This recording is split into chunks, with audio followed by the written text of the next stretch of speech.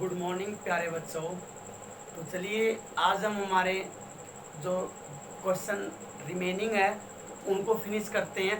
तो एस शांत की बुक ओपन करेंगे सभी बच्चे और अपनी वर्कशीट निकालेंगे जो कि 55 पेज पे थी और हम 56 निकालेंगे। तो उसके अंदर हम लास्ट टाइम क्वेश्चन नंबर 25 तक डिस्कस कर चुके थे। तो आज आप क्वेश्चन करेंगे तो टिक कर लीजिए। उसके बाद क्वेश्चन 25 के बाद कौन सा क्वेश्चन करेंगे तो मैं टिक करवा रहा हूँ। बस सभी क्वेश्चन टिक कर ले एक बार।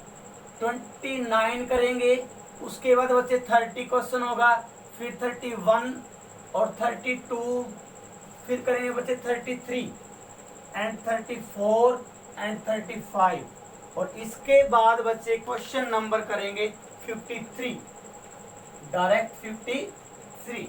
क्लियर है। और फिर जो तुम्हारे एमसीक्यू बचते हैं, ठीक है, एमसीक्यू और एमसीक्यू जो क्वेश्चन बचते हैं वो सारे के सारे करेंगे आप, ठीक है। वन वन लाइन की स्टेटमेंट है, इनको आप फिर नोटबुक पे राइट नहीं करेंगे। एमसी क्वेश्चन को सिर्फ डायरेक्ट लर्न करेंगे, ठीक है।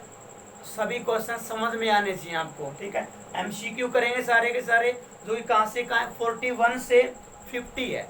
जिस भी बच्चे के पास बुक नहीं है तो वो मेरे से कांटेक्ट करेगा, हम उसको पिक खींच के उसको सेंड कर देंगे यदि किसी बच्चे के पास बुक नहीं है तो, ठीक है, क्वेश्चन करने के लिए। तो देखो बच्चे ये क्वेश्चन करेंगे फिर वर्कशीट हमारी कंप्लीट है। क्वेश्चन नंबर 29 पे आइए क्या कह रहा है। On what factor does the inertia of a body depend. तो कह रहे कौन कौन से फैक्टर है जिसके ऊपर इनर्शिया जो होगा किसी बॉडी का वो डिपेंड करेगा। चलो भाई, कौन कौन से फैक्टर है जिसके ऊपर तुम्हारे पास ऑन व्हाट फैक्टर, किस फैक्टर के ऊपर बच्चे, not a factors, factor.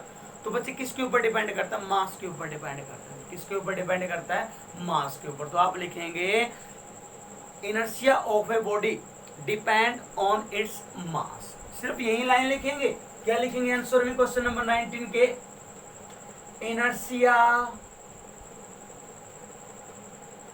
Of a body depends upon, it depends on its mass, its mass। आगे क्या करे देखो, which has more inertia, a cricket ball or a rubber ball of same size। तो अगर दोनों का साइज सेम है, cricket ball का और रबड़ बॉल का, तो क्या इनर्शिया किसका ज्यादा होगा, पढ़ा था जी हमने। तो क्या लिखेंगे, cricket ball, cricket ball has more inertia, more inertia. Clear है जी। तो ये लिख देंगे because its mass is large, because its mass is large, its mass is more, ठीक है। तो ये आपका आंसर रहेगा। बस यही लाइनें लिखेंगे, इससे एक्स्ट्रा कुछ नहीं राइट करेंगे आप। क्लियर। तो ये लीजिए जी। तो अब आइए बच्चे क्वेश्चन नंबर 30 के ऊपर। 30 क्वेश्चन मैं करवा चुका हूं आपको, ठीक है, जब हम पढ़ रहे थे। Why do the passenger in a bus stand to fall backward when start suddenly.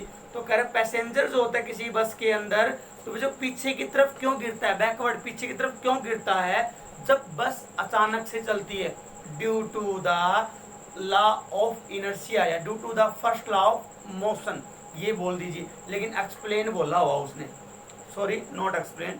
Y पूछा फिर भी आप लिखेंगे भी क्यों, ठीक है, रीजन देंगे। रीजन यहाँ दे दिया मैंने, बिकॉज लॉ ऑफ इनर्शिया, लेकिन थोड़ा सा बतलाएंगे क्यों भी। क्योंकि वो जैसे पहले स्टार्टिंग में रेस्ट पे था, इनिशियल वो कहाँ था, रेस्ट के ऊपर था। जैसे ही तुम्हारे पास बस मूव करना स्टार्ट कर दिया बस ने, तो वो कहाँ चला जा रहा है, मोशन में चला जा रहा है। लेकिन उसकी बॉडी क्या चाहती है, इनर्शिया के कारण कहाँ रहना, रेस्ट के अंदर रहना। तो इस करके उसको पीछे की तरफ क्या लगता है बच्चे, धक्का लगता है, इसके वो पीछे की तरफ गिरता है।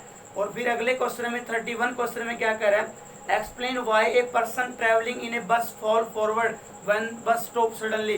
बस अचानक से जब रुकती है, चलती हुई बस अचानक से रुकती है, तब किसी पैसेंजर, उसके अंदर बैठे हुए पैसेंजर को आगे की तरफ धक्का क्यों लगता है, फॉरवर्ड क्यों गिरता है वो आगे की तरफ, due to law of inertia. Explain करेंगे जी, बिल्कुल सेम जो ऊपर वाला क्वेश्चन आप करोगे, सेम वे में।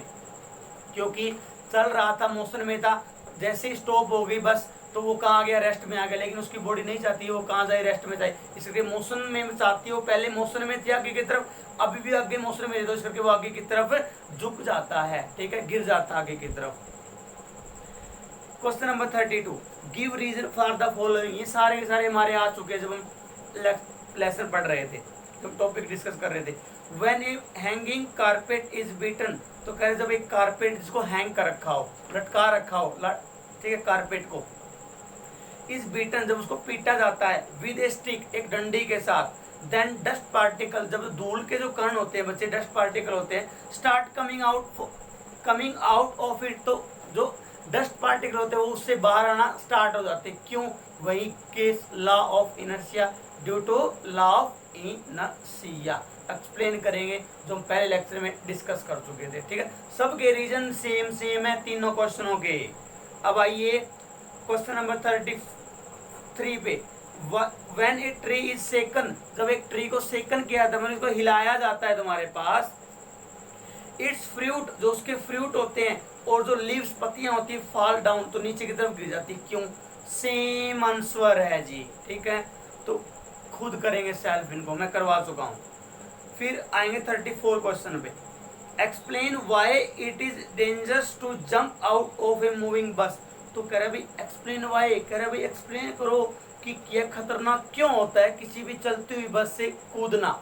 कई बार देखा होगा चलती हुई बस से कहीं पहले ही कूद जाते हैं, उसको रुकने से पहले, बस स्टैंड के ऊपर जैसे ही बस आती है, तो क्या खतरनाक होता है, वो क्यों होता है? देखो बेटे, बस चल रही होती है, बस क्या होती है, चल रही होती है, तो जैसे ही हम उस बस से उतरते हैं तो हम उतर के कहाँ आ जाते हैं, रेस्ट में आ जाते हैं, लेकिन हमारी बॉडी की प्रॉपर्टी है वो उस रेस्ट वाली पोजीशन क्या करी, अपोज करी, क्योंकि पहले कहाँ थी, वो मोशन में थी, तो वो चाहेगी मैं कहाँ रहूँ, मोशन में ही रहूँ, तो वो बस के साथ चलना चाहती है। जैसे तुम बाहर निकलोगे, बाहर कूदोगे, तो वो एकदम से उसी स्पीड से चलना चाहेगी, लेकिन हमारी बॉडी चल नहीं पाएगी, तो इस करके हम फिसल के वहां पे नीचे गिर जाएंगे, due to law of inertia.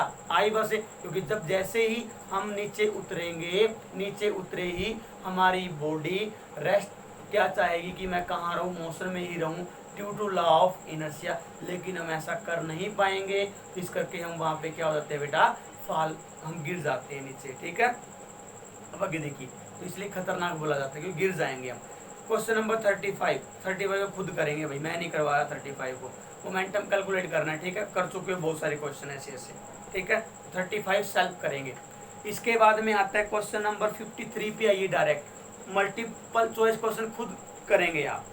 फिर आइए 53 क्वेश्चन पे, लास्ट क्वेश्चन होगा हमारी वर्कशीट का 53। क्या कह रहे हैं देखो, एक मैन है बच्चे, थ्रो ए बॉल वेइंग 500 ग्राम। तो कह रहे एक मैन है जो क्या कर रहा है बच्चे, थ्रो कर रहा है, मतलब फेंक रहा है तुम्हारे पास एक बॉल को, तो उसका वेट दे रखा है तुम्हारे पास कितना, 500 ग्राम, तो मतलब मास दिया हुआ तुम्हें उसका कितना, 500 ग्राम। तो मैं कन्वर्ट करूं केजी के अंदर, तो 100,000 से मल्टीप्लाई करते हैं भाई, 0 0 कैंसिल, तो कितना हो, 0.5 केजी, 0.5 केजी। इसके बाद में क्या कह रहा है, वर्टिकली अपवर्ड, ऊपर की तरफ फेंक रहा है बच्चे, ऊपर की तरफ, विद स्पीड, स्पीड दे रखी है, मतलब v की वैल्यू दी हुई है 10 मीटर पर second. What will be it's initial momentum, तो इसका इनिशियल मोमेंटम क्या होगा, इनिशियल मोमेंटम आप कैलकुलेट कर लेंगे। What would be it's momentum eight highest point of its flight, तो उसके जो मैक्सिमम जो उसकी फ्लाइट होगी, ठीक है, मैक्सिमम जो हाइट होगी वहां पे मोमेंटम कितना होगा। तो इसको भी बच्चे सेल्फ डू सेल्फ, ठीक है, ये मैं नहीं करवा रहा, ठीक है। कोई समस्या आए तो समस्या मेरे से डिस्कस कर लेंगे, एक बार खुद ट्राई कीजिए, ठीक है। इसके बाद में यदि कोई प्रॉब्लम आती है फिर हम प्रॉब्लम लेंगे। तो इसी के साथ हमारा जो पहला हिस्सा है हमारे चैप्टर नंबर 2 का वो फिनिश होता है। तो नेक्स्ट टाइम हम स्टार्ट करेंगे बेटा Newton's second law of motion, ठीक है। आज के लिए इतना ही, अच्छे से कीजिए बच्चे, इसको क्लियर है, ओके, थैंक यू।